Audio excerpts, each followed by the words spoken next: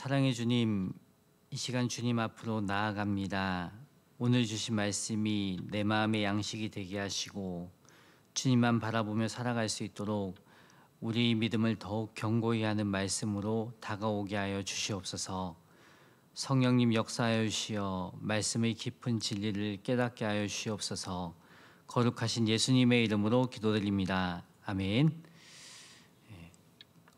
은혜 받으실 하나님 말씀은 시편 62편 1절에서 12절 말씀입니다. 시편 62편 1절에서 12절 말씀.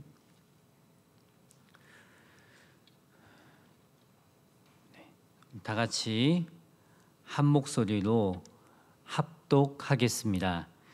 나의 영혼이 잠잠히 하나님만 바라며 나의 구원이 그에게서 나오는도다.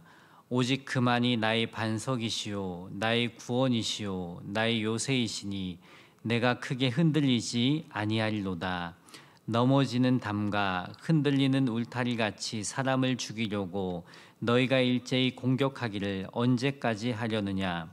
그들이 그를 그의 높은 자리에서 떨어뜨리기만 꾀하고 거짓을 즐겨하니 입으로는 축복이요 속으로는 저주로다. 나의 영혼아 잠잠히 하나님만 바라라. 무릇 나의 소망이 그로부터 나오는도다. 오직 그만이 나의 반석이시오 나의 구원이시오 나의 요새이시니 내가 흔들리지 아니하리로다. 나의 구원과 영광이 하나님께 있으며 내 힘의 반석과 피난처도 하나님께 있도다.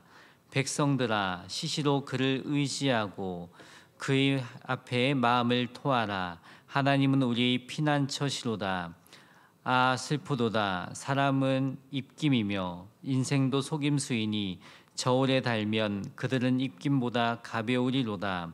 포악을 의지하지 말며 탈취한 것으로 허망하여지지 말며 재물이 늘어도 거기에 마음을 두지 말지어다. 하나님이 한두 번 하신 말씀을 내가 들었나니 권능은 하나님께 속하였다 하셨도다. 주여 인자함은 주께 속하오니 주께서 각 사람이 행한 대로 갚으심이니이다. 아멘. 오늘 말씀 제목은 피난처는 오직 하나님뿐입니다. 신앙생활을 하면서 기적 중의 기적은 무엇일까요? 예수님이 믿어지는 것입니다. 예수님이 믿어지는 것만큼 큰 기적이 없습니다. 눈에 보이지 않는 예수님을 믿는다는 것은 우리 스스로의 노력으로 되는 것이 아니기 때문입니다. 오직 하나님의 은혜로 믿어지는 것입니다. 그래서 믿음은 하나님이 주시는 선물입니다. 에베소서 2장 8절에 너희는 그 은혜에 의하여 믿음으로 말미암아 구원을 받았으니 이것은 너희에게서 난 것이 아니요 하나님의 선물이라 말씀하고 있어요. 우리 인생 가운데 하나님의 은혜를 경험하고 예수님을 믿게 된 그 순간이 누구에게나 있습니다. 그 순간 내 마음의 주인으로 예수님을 모셔드리게 됩니다. 그때 주신 믿음은 나의 결심으로 된 것이 아니라 하나님의 선물로 주어진 것입니다. 분명히 우리는 오늘도 내 안에 계신 예수님을 믿고 살게 될 것입니다. 이처럼 놀라운 기적이 어디 있을까요? 그 믿음으로 성경에 기록된 말씀을 믿음으로 받아들이게 됩니다. 그래서 우리는 날마다 하나님께서 주시는 말씀으로 힘을 얻게 되고 믿음을 더욱 견고히 하게 됩니다. 지난주에 한 형제님과 문자를 주고받으면서 그날 묵상한 내용을 보내드렸어요. 그 형제님은 교회에서 예배드리고 싶지만 여러 가지로 상황이 허락되지 않는 가운데에 있었습니다. 현장 예배를 드리고 싶은 마음은 크지만 온라인 예배를 드릴 수밖에 없었어요. 그날 묵상한 말씀은 시편 54편이었습니다. 그래서 묵상한 내용을 보내드렸어요. 오늘 말씀과 같이 주님은 나의 구원자, 나의 변호자, 나의 도움, 내 생명을 지키시는 분이심을 경험하는 시간이 되길 기도하겠습니다. 이렇게 문자를 보내드렸더니 감사 문자가 왔어요. 그 말씀 자체가 참 힘이 되잖아요. 왜 힘이 될까요? 하나님 말씀이 믿어지니까 힘이 되는 것입니다. 위로가 되는 것입니다. 그래서 우리가 나와 함께 하시는 주님을 믿고 사는 것은 기적 중의 기적입니다. 시편 말씀을 묵상하면서 시인이 당하는 고난에 대해서도 생각해 볼 수 있어요.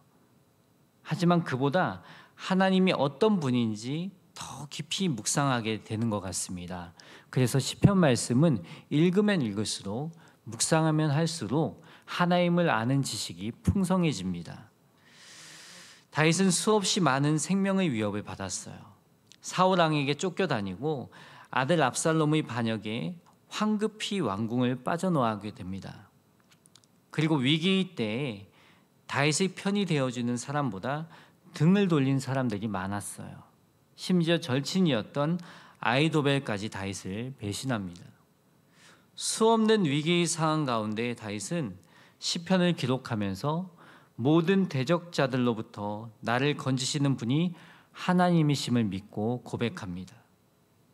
그 믿음으로 다윗은 눈에 보이지 않지만 한 분 하나님만 바라볼 수 있었습니다. 1절에 보면 나의 영혼이 잠잠히 하나님만 바라며 나의 구원이 그에게서 나오는도다. 나의 영혼이 잠잠히 하나님만 바라본다고 고백하고 있습니다. 하나님도 바라본 것이 아니라 하나님만 바라본다는 거예요. 2절에서도 오직 그만이 나의 반석, 5절에도 나의 영혼아 잠잠히 하나님만 바라라, 6절에도 오직 그만이 나의 반석이라 고백하고 있어요. 내가 의지해야 할 대상은 하나님 한 분밖에 없다는 고백입니다. 그런데 하나님을 믿는다고 하면서도 하나님 외에 다른 것을 볼 때가 많이 있어요. 저희 삶을 되돌아봐도 처음부터 하나님만 바라보면 얼마나 좋을까요? 처음부터 하나님만 의지하면 얼마나 좋을까요? 그런데 하나님보다 사람을 의지하게 되고 하나님보다 다른 것에 기대려고 하는 유혹이 있어요. 그러다 보니 쉽게 좌절하게 되고 실망하게 되는 경우가 순간순간 있어요. 그러면서 다시 하나님을 바라보게 됩니다. 수없이 내 마음 안에서 전쟁이 일어나고 있어요. 사람 바라보다가 감정이 상하고 힘들어하다가 아차 하고 다시 하나님을 바라보게 되면 한없는 평안이 밀려옵니다. 다시 일어설 수 있는 힘이 주어집니다. 놀라운 것은요, 이런 과정을 거치면서 온전히 하나님만 바라보게 된다는 것입니다. 이 새벽 우리가 말씀을 묵상하고 기도하는 것도 온전히 하나님만 바라보기 위해서입니다. 다시 1절 말씀을 보면 나의 영혼이 잠잠히 하나님만 바라며, 나의 영혼이 잠잠히 하나님만 바란다는 것은 하나님을 향해 내 영혼이 잠잠합니다, 고요합니다 라는 의미가 담겨져 있습니다. 이 말씀은 다윗이 조금 전까지 환난으로 인해 극심한 마음의 동요 혹은 불안에 빠져 있었음을 암시해 줍니다. 오늘 말씀만 보더라도 다윗의 마음을 흔드는 자들이 수없이 많았음을 알 수 있습니다. 3절에 넘어지는 담과 흔들리는 울타리 같이 사람을 죽이려고 너희가 일제히 공격하기를 언제까지 하려느냐. 다윗 한 사람을 죽이려고 여러 사람들이 하나가 되어서, 악한 일에 하나가 되어서 일제히 공격했다는 거예요. 정말 괴로운 순간이죠. 정말 괴로운 일이 다윗에게 반복되었다는 것이죠. 4절에 그들이 그를 그의 높은 자리에서 떨어뜨리기만 꾀하고 거짓을 즐겨하니 입으로는 축복이요 속으로는 저주로다. 다윗을 높은 자리, 왕자에서 끌어내리려고 애썼다는 것입니다. 입술로는 거짓을 말하고 축복하는 척하면서 속으로는 다윗을 넘어뜨리려 했다는 거예요. 실제로 다윗의 아들인 압살롬, 친구 아이도벨은 이중적인 모습으로 다윗에게 다가왔습니다. 겉으로는 다윗을 위한 척했지만 속으로는 다윗을 넘어뜨리려 했습니다. 가까운 사람들에게 당하는 고통은 다윗의 마음을 상하게 하기에 충분했습니다. 하지만 다윗은 그런 일들을 겪고 난 후 2절 끝에 내가 크게 흔들리지 아니하리로다. 이 말씀의 의미는 일시적인 흔들림이 있었을지라도 완전히 넘어지는 일은 없다는 고백입니다. 완전히 나는 넘어져서 자포자기하지 않겠다는 거예요. 그래서 다윗은 그런 불안한 마음에 빠져 있는 것이 아니라 하나님 앞에 잠잠히 머물러 있겠다고 고백한 것입니다. 하나님을 바라보며 그가 하실 일을 기대하겠다는 것입니다. 기다리겠다는 것입니다. 이 새벽에 문제를 안고 기도하는 성도님들 계십니까? 그 문제만 생각하면 두렵고 어떻게 하지? 어떻게 해결하지? 이런 불안한 마음이 드십니까? 잠잠히 하나님만 바라봅시다. 하나님께서 하실 일을 기대하며 기다립시다. 하나님, 불안한 나의 마음을 다스려 주시고 잠잠히 하나님만 바라보게 하소서. 우리가 잠잠히 하나님 앞에 머물며 기도하는 이유가 무엇입니까? 하나님이 나의 구원이 되심을 믿기 때문입니다. 다시 1절 말씀을 보면 나의 영혼이 잠잠히 하나님만 바라며 나의 구원이 그에게서 나오는도다. 오직 구원을 주시는 분은 하나님이시라는 거죠. 2절에는 오직 그만이 나의 반석이시요 나의 구원이시요 나의 요새이시니 내가 크게 흔들리지 아니하리로다. 5절 나의 영혼아 잠잠히 하나님만 바라라. 물은 나의 소망이 그로부터 나오는도다. 6절 오직 그만이 나의 반석이시요 나의 구원이시요 나의 요새이시니 내가 흔들리지 아니하리로다.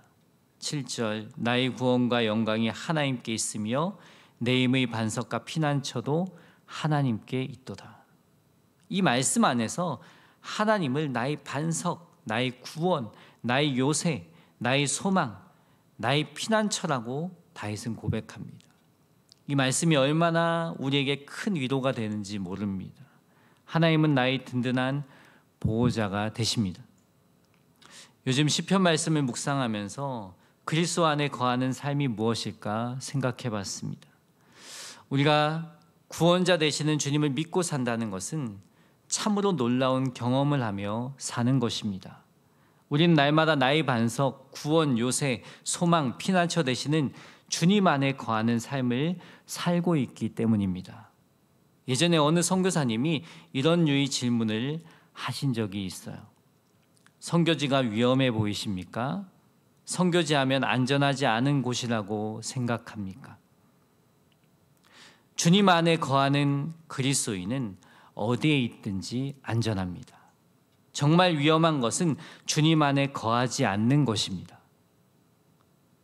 주님 안에 거하지 않으면 한국에 있다고 해도 위험합니다. 내가 선교의 사명을 감당할 수 있는 것은 내가 주님 안에 거하고 있음을 믿기 때문입니다. 생각해 보면 요즘 그 어디가 안전하다고 할 수 있겠습니까? 이 땅을 살아가는 한 그 어디도 안전지대라고 할 수 없습니다. 주님 안에 거하는 것이 안전지대에 거하는 것인 줄 믿습니다. 성경에 보면 그리스도 안에서, 하나님 안에서라는 표현이 100번도 넘게 나옵니다. 참으로 우리가 의지할 분은 하나님밖에 없음을 고백하는 표현입니다. 오늘도 믿음으로 하나님만 바라보는 삶을 살아가시길 소망합니다. 9절에서 12절 말씀은 우리에게 반복적인 도전을 주고 있습니다. 하나님 외에 다른 것을 의지하면 어떤 일이 발생하는지 말씀하고 있어요. 먼저 9절 10절에 우리가 의지할 대상이 사람이나 물질이 아니라는 것을 말씀하고 있습니다. 9절 아 슬프도다 사람은 입김이며 인생도 속임수이니 저울에 달면 그들은 입김보다 가벼우리로다. 입김보다 가벼운 것이 인생이라 말합니다. 즉 사람을 의지하면 실망할 일이 생긴다는 말씀입니다. 10절에 포악을 의지하지 말며 탈취한 것으로 허망하여지지 말며 재물이 늘어도 거기에 마음을 두지 말지어다.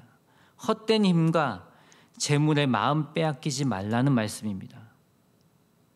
순간순간 하나님 외에 다른 것을 의지하려는 마음이 생겨요. 그럴 때마다 말씀을 되뇌어야 합니다. 그리고 내 영혼에게 말씀해야 합니다. 나의 영혼이 잠잠히 하나님만 바라며 나의 구원이 그에게서 나온도다. 나의 영혼아 잠잠히 하나님만 바라라. 물은 나의 소망이 그로부터 나오는도다. 이 말씀은 나의 영혼에게 하는 말씀입니다. 다윗은 너의 영혼아 라고 하지 않았어요. 나의 영혼아 잠잠히 하나님만 바라라. 내 마음을 지킬 수 있는 힘은 말씀에서 나옵니다. 말씀으로 내 영혼에게 말할 때 우리의 시선을 하나님께 고정할 수 있습니다. 11절 12절은 우리가 바라봐야 할 분은 하나님 한 분밖에 없음을 재차 강조하고 있습니다. 11절 하나님이 한두 번 하신 말씀을 내가 들었나니 권능은 하나님께 속하였다 하셨도다. 주여 인자함은 주께 속하오니 주께서 각 사람이 행한 대로 갚으심이니이다. 특별히 여기서 주목해야 할 말씀은 하나님이 한두 번 하신 말씀을 내가 들었다는 말씀입니다. 이 말씀은 하나님은 한 번 말씀하셨고 나는 두 번 들었다로 번역할 수 있습니다. 두 번은 여러 차례를 뜻합니다. 하나님은 어떤 진리를 말씀하실 때 단 한 번에 완벽하게 전해주십니다. 그래서 여러 차례 반복하실 필요가 없으셔요. 하나님 입장에서는 그렇습니다. 그러나 우리는 세상에서 살아가는 동안 하나님의 말씀을 반복적으로 듣고 마음에 새길 필요가 있습니다. 그럴 때 더욱 마음 문을 열고 그 진리를 전폭적으로 받아들이게 됩니다. 하나님은 날마다 반복적으로 말씀하십니다. 우리를 너무나도 잘 아시기 때문에. 오늘 말씀도 여러 번 반복해서 듣고 묵상해야 합니다. 하나님은 우리가 마음 문을 열고 진리를 받아들이길 원하십니다. 그래서 반복해서 우리가 말씀을 읽고 묵상하는 것입니다. 하루하루 주시는 말씀을 반복해서 읽고 곱씹읍시다. 적어도 큐티 말씀을 3번 소리내어 읽어보십시오. 성경에서 묵상하다는 뜻은 반복해서 소리내어 읽다입니다. 저도 요즘에 성경을 읽을 때 되도록이면 소리내어서 읽어보자, 그런 생각을 가지고 읽고 있습니다. 반복해서 읽다 보니 그 말씀이 더 나에게 능력이 되더라고요. 반복해서 읽다 보면 정말 그 말씀이 능력이 됩니다. 또 그 말씀을 마음으로 받아들이게 됩니다. 오늘 말씀을 마음으로 받아들이고 주님만 바라보는 은혜를 누리시길 소망합니다. 더불어 주님 바라보는 삶을 살아가기 위해 간절함으로 기도합시다. 8절 말씀을 마지막으로 보겠습니다. 우리 함께 읽어보겠습니다. 백성들아 시시로 그를 의지하고 그의 앞에 마음을 토하라. 하나님은 우리의 피난처시로다. 시시로는 때때로가 아닙니다. 가끔씩이 아닙니다. 시시로라는 뜻은 항상이라는 뜻입니다. 항상. 더 구체적으로는 역경 중에서도 변함없이라는 뜻입니다. 변함없이.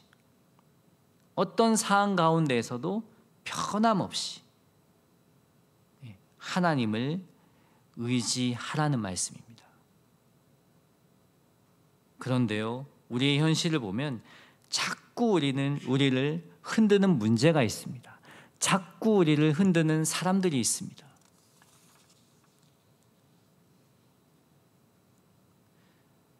그러한 문제들은 우리에게 반복적으로 찾아옵니다. 그래서 간절함으로 기도해야 합니다. 날마다 주님 앞에 엎드려야 합니다. 또 내 마음을 하나님께 토해내야 합니다. 나의 문제를 하나님 앞에 내어놓아야 한다는 뜻입니다. 나의 괴로운 심정을 진심으로 내 마음에 있는 솔직한 그런 모든 것들을 솔직하게 고백하며 나아가야 된다는 거예요. 하나님께 내 마음을 쏟아놓으면 하나님은 우리의 상한 마음을 만져주십니다. 평안한 마음을 주십니다. 하나님만 바라볼 수 있도록 우리의 마음을 다스려 주십니다. 오늘 하루 하나님 바라보는 훈련을 하시기 바랍니다. 하나님은 나의 구원, 나의 반석, 요새, 소망, 피난처 되십니다. 그 하나님을 바라보기에 반복해서 말씀을 읽어보십시오. 더불어 그 하나님을 바라보기에 이 새벽 간절히 기도하며 나아갑시다. 내 마음을 쏟아놓으시기 바랍니다. 주님께서 우리 마음 가운데 평안을 주시고 주님만 바라보는 눈을 열어주시길 예수님의 이름으로 축복합니다. 다 같이 기도하겠습니다.